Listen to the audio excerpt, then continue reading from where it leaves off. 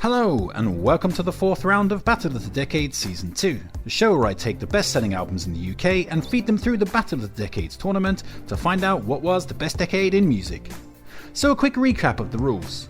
Firstly, no 1960s albums will be included, as sales data is notably unreliable from that decade. And secondly, albums will gain 10 points for each of their ranking positions and stars of their star rating. For example, if an album comes in first place, it'll get 50 points. If it also has a rating of 5 stars, that's another 50 points for a maximum total of 100 points. And on this episode, we're going to be throwing all the threes into the ring: 1973, 1983, 1993, 2003 and 2013. So let's have a look at our Albums of the Year roster. From 1973 we have Aladdin Sane by David Bowie. From 1983 we have Thriller by Michael Jackson. From 1993 we have Bat Out of Hell 2 Back into Hell by Meat Loaf. From 2003 we have Life for Rent by Dido. And finally we have Midnight Memories by One Direction from 2013. So now the battlefield has been prepared, let's be complete rankers and rank into the very fabric of time itself. This is Battle of the Decade Season 2, Round 4.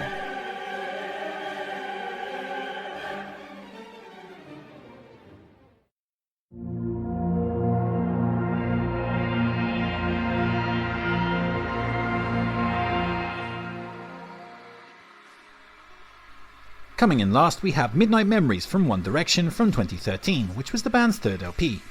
And One Direction of course was spawned from the popular musical talent show X Factor, which means that the band were about as corporate as it gets, and were almost guaranteed to make serious bank at the expense of gullible housewives and witless teenage girls. And make serious bank they did, with this album going 3 times platinum in the UK and 3 times platinum in the United States too. And this success makes me want to throw up my hands and give up on life, as what we have here is a slick but utterly bland LP of vacuously dull pop that is, to my ears, utterly unmemorable.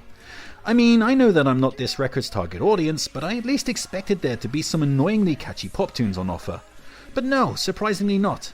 My expectations for One Direction were not high, but they've completely failed to meet even the most meagre of standards. The simple fact is that when I came to the end of this record, I couldn't remember a single bastard song. The entire thing just auto-deleted itself from my brain. Even the best songs on the album, such as the folky Story of My Life, the tuneful ballad You and I, the stuttering guitar-driven Little Black Dress, and Something, which has some nice backing vocals that elevate its balladeering chorus, still only rank as mildly diverting throwaway fluff.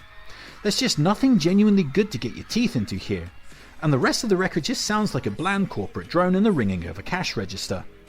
But while we're here, we might as well just have a little knockabout with One Direction for shits and gigs.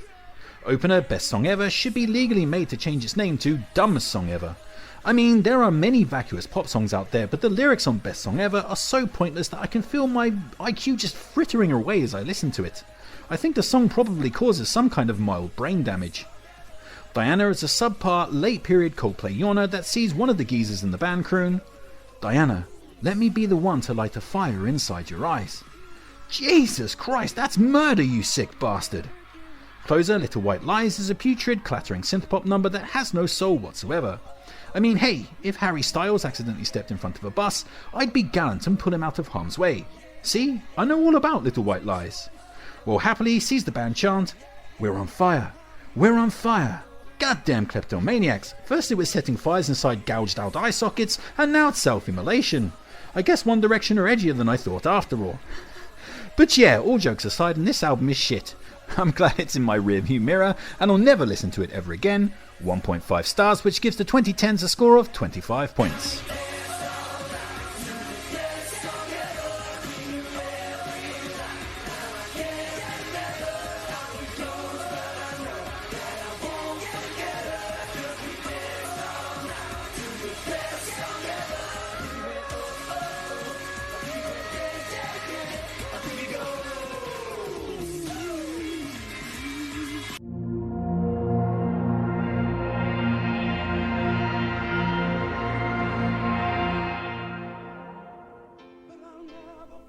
Next up we have Bat Out of Hell 2 Back into Hell by Robert Paulson. His name is Robert Paulson, Meat Loaf, which was the American singer's 6th LP. And this album is a direct sequel to Meat Loaf's legendary debut LP Bat Out of Hell, which sold by the absolute bucket load back in 1977. There's also a third Bat Out of Hell record, but yeah, nobody gives a shit about that one. But this second outing replicated the debut success, going 6 times platinum in the UK, spawning a #1 hit single via I'd Do Anything for Love But I Won't Do That, and selling over 14 million copies worldwide. And what we have here is a record of super bombastic, mostly piano-led rock opera tunes that seem to fall somewhere between heavy rock and a Broadway musical. To say the album is melodramatic and over the top is a massive understatement. Then again, would you really want an album entitled Bat Out of Hell 2 Back into Hell to be full of twee whimsy? Probably not. Unfortunately, while the record managed to recapture the debut's commercial success, it failed to recapture its quality, as frankly, Bat Out of Hell 2 is just not very good.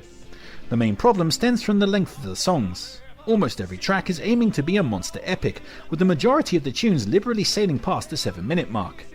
But that length is just not earned for the most part, as the compositions rarely change and mostly stay in the same groove, which ultimately makes them become repetitive and boring.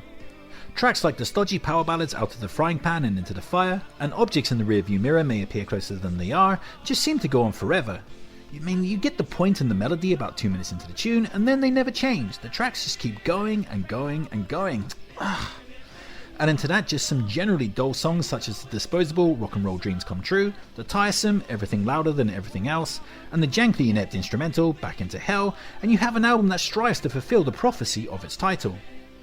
That said, there are some good moments to cling on to, like a life preserver. The #1 smash hit single, I Would Do Anything for Love But I Won't Do That, is a lot of operatic overwrought fun that pushes the nostalgia buttons pretty damn hard. It's the one track here that properly earns its overinflated runtime. The spoken word performance, Wasted Youth, is also a lot of silly fun and impressively acted.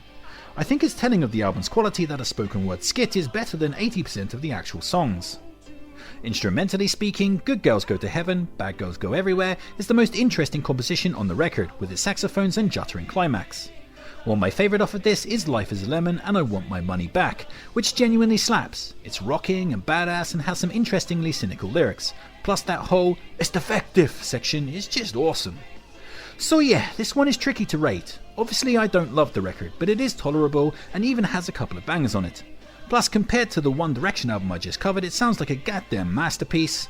So in the end I'll set it for a decidedly mediocre 2.5 stars, which gives the 1990s a score of 45 points. You have a light of my life.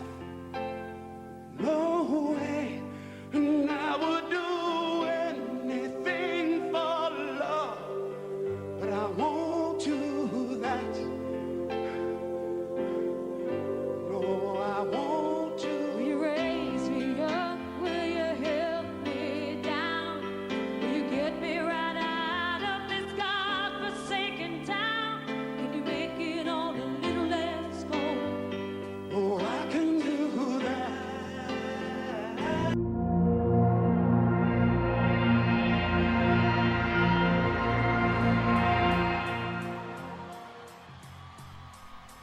Next up we have Life for Rent by the English singer Dido from 2003, which was her second LP.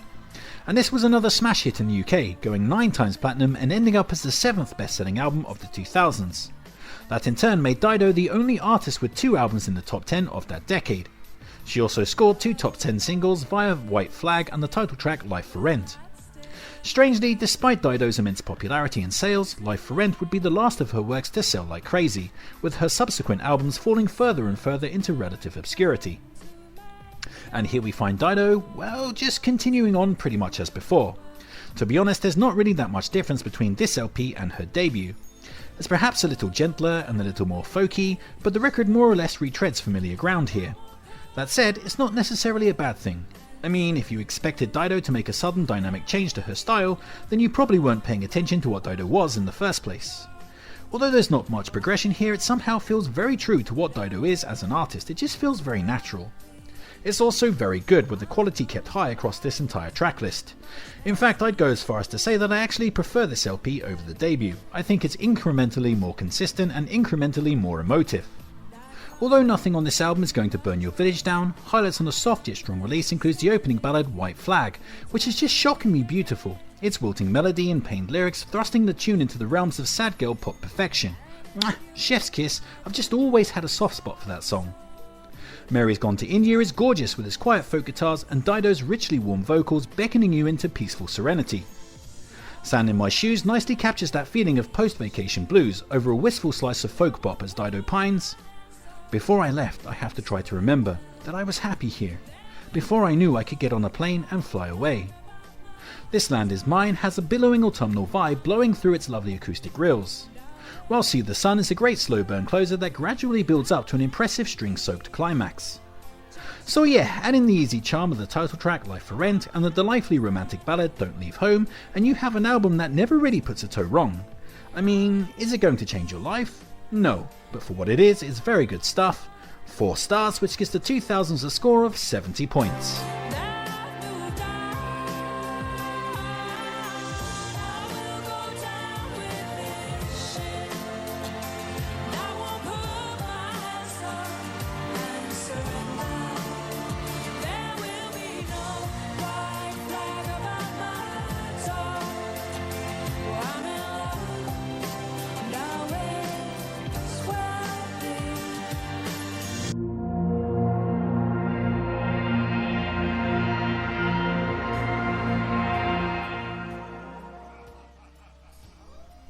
Next up we have Thriller by Michael Jackson, which was the American pop icon's 6th LP and was released in November of 1982.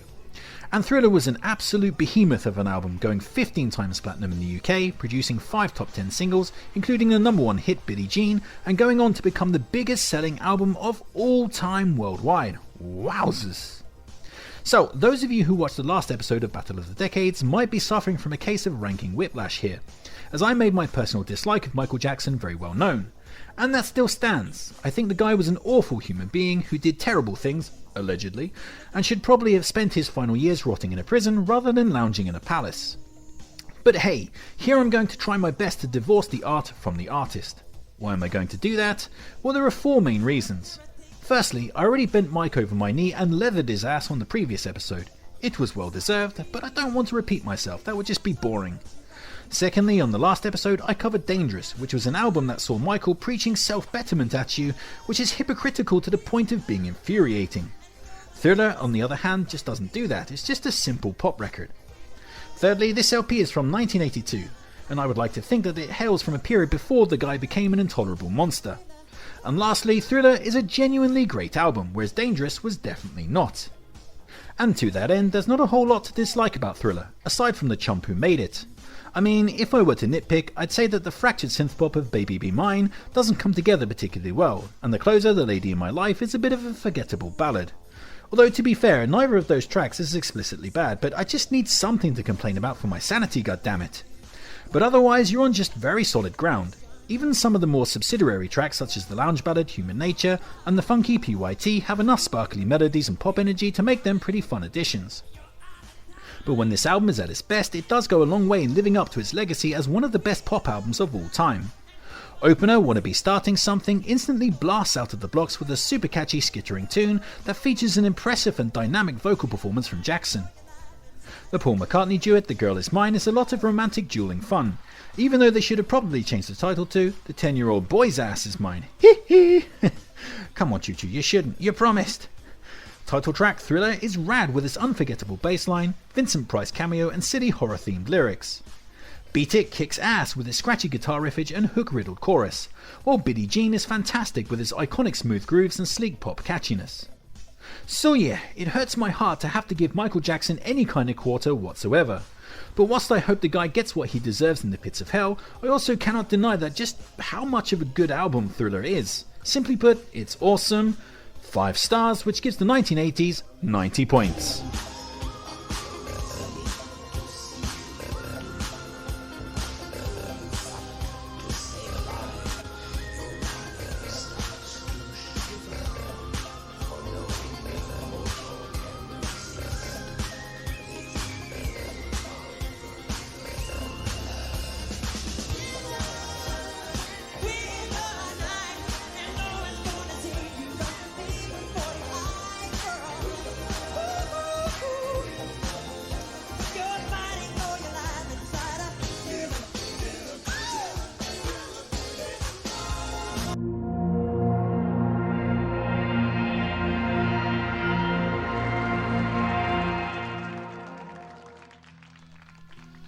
Coming in first, we have Aladdin Sane by David Bowie from 1973, which was the British rock icon's 6th LP. And Aladdin Sane was Bowie's follow-up to his huge breakthrough album, The Rise and Fall of Ziggy Stardust and the Spiders from Mars, and as such was almost guaranteed a certain level of success, which it definitely got, outselling its predecessor and spawning 2 top 10 singles via Drive-In Saturday and The Gene Genie. And this represents a robust, glam-fueled offering from Bowie that doesn't try to reinvent the wheel, but instead consolidates his position and forks over a brace of enjoyable tunes in the process. In comparison to Ziggy Stardust, Aladdin Sane feels a bit more ornate in its compositions and a lot more piano-focused. In fact, when I imagine the overall soundscape of this record, it's the piano-heavy tracks such as Aladdin Sane, Time and Lady Grinning Soul that really leap out and define things. And when it comes to quality, well, there's basically nothing to complain about. Even some of the more standardised glam tunes such as the opening, Watch That Man, The Prettiest Star and Let's Spend the Night Together are still entertainingly pleasant. In fact, the only slight kink I can throw into the works here is that, despite its quality, Aladdin Sane is just not quite as good as its predecessor. Then again, that's a pretty damn high bar to clear, and it does at least come within spitting distance.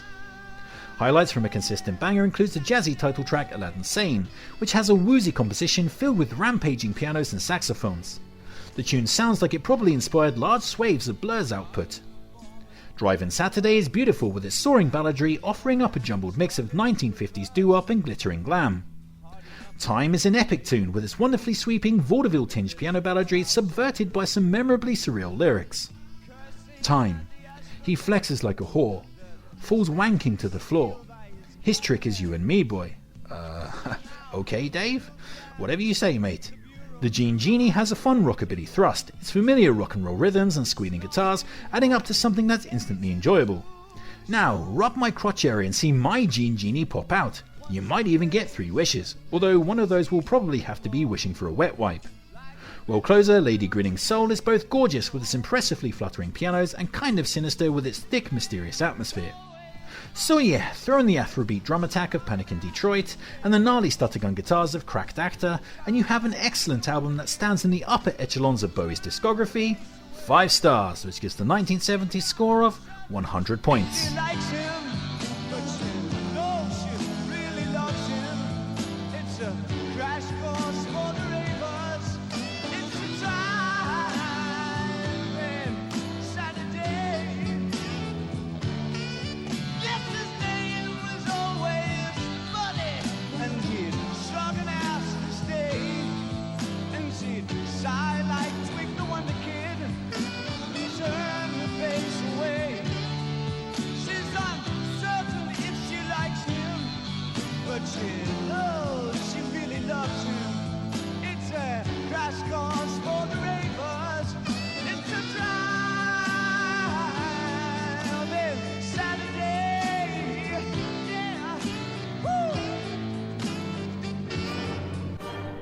So, stop spiking your cat's water bowl with LSD and turn your attention to the scoreboard. And oh, Drama B, we're all tied up at the top of the table, with both the 1970s and the 1980s now sharing first place, both with 355 points.